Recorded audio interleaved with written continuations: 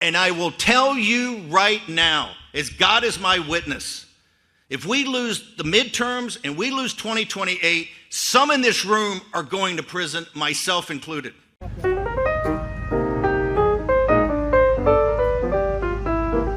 Welcome to Caffeinated, where we focus on the parts of a story that really matter by showing compassion to the opposing side. Take, if you will, Steve Bannon, the man who said, "Darkness is good."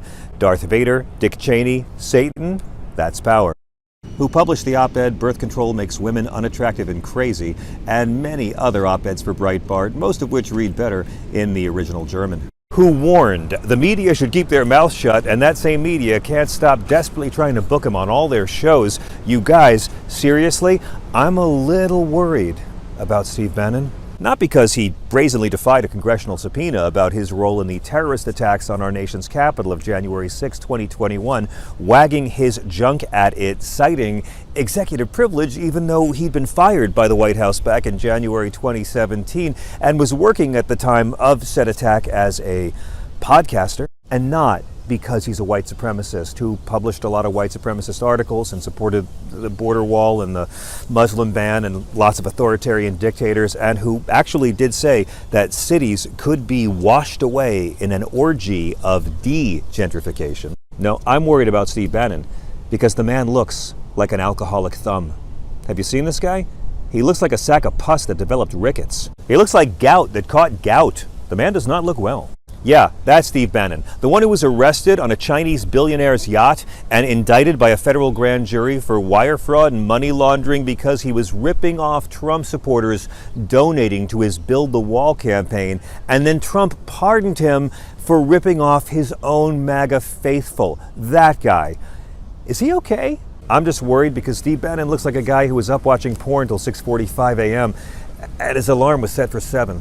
He looks like the guy in the office that HR has to physically give a deodorant stick to after one too many coworker complaints. He looks like a diseased leprechaun freebasing in the Port Authority bus terminal men's room. But we need to put aside our petty differences and recognize that this is clearly a fellow human being who is in pain. Can we do that? Do we have the humanity to reach out with love to Steve Bannon? Because he looks like the guy in the zombie movie who doesn't want the other survivors to know he got bit in the last scene. He looks like an infected toe. He looks like that uncle who comes over and smells of cigarettes and cat piss and always wants you to sit on his lap, but you're 15. I'm just worried about the guy is all I'm saying. And yes, I know his wife alleges he physically abused her and wouldn't let their kids go to school with Jewish children. I know YouTube has taken down his videos because they glorify violence, and Facebook took down his videos for glorifying violence, and Twitter has banned him for glorifying violence. And I know he said that Mussolini was a guy's guy who had amazing fashion sense. He said that. But in fairness, lots of people who aren't fascists praise Mussolini's style. But I am asking you to look into your hearts and find some compassion. Because Steve Bannon looks like a guy whose parole officer makes him knock on every door and introduce himself whenever he moves to a new neighborhood.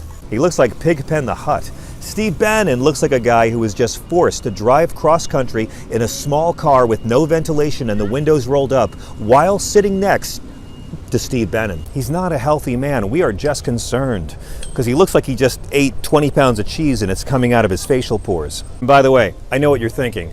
What right do I have to make fun of Steve Bannon's appearance when I look like Joe Exotic's mullet donor? It's true, I still have my pandemic hair, but I know it. See, number one, I accept that I look like the love child of Beethoven and Loki. I look like John Wick during a nationwide Moroccan oil shortage. But number two, I'm just concerned about him. So while you cynically fixate on the fact that he called the Civil War the War of Southern Independence, or that he looks like physical proof that white supremacists are the greatest argument against the concept of white supremacy. And he said that conservative women are better than progressive women because, and I quote, they're not a bunch of dykes that came from the Seven Sisters School up in New England. You ask, how can Steve Bannon sleep at night? I say, in a puddle of his own sick. But that's mean. We gotta be the good guys and look after him and make sure he's okay. Because he looks like a police sketch artist rendition of mutated gonorrhea. And that's why we're starting Steve Pack. Your selfless donation, MAGA fans, of $100 or more will allow us to buy multiple shirts for Steve Bannon, all of which he can wear at the same time. Then, when he vomits Jägermeister up on the top shirt, he can simply remove it and continue his broadcast. So if you see Steve Bannon, put aside your differences and offer him your hand. But you know to wash it, like right away. Like wash that shit. And don't touch your face either, okay? Just offer your hand, but then soak the entire hand in bleach for half a day. Soak the whole arm in bleach for half a day. Thank you. Hey, it's John Fugelsang, and somehow my book, Separation of Church and Hate, has been on the New York Times bestseller list for 6 blasphemous weeks. It's for believers and atheists about how to use the Bible when dealing with the right-wing Christian fundamentalists who are trying to wreck Christianity and our democracy. And I'd love for you to join us for our new pay-per-view event recorded live at Union Stage in Washington, D.C. We're doing a book tour with stand-up in a rock club featuring a Q&A with our very special guest, Glenn Kirschner of Justice Matters.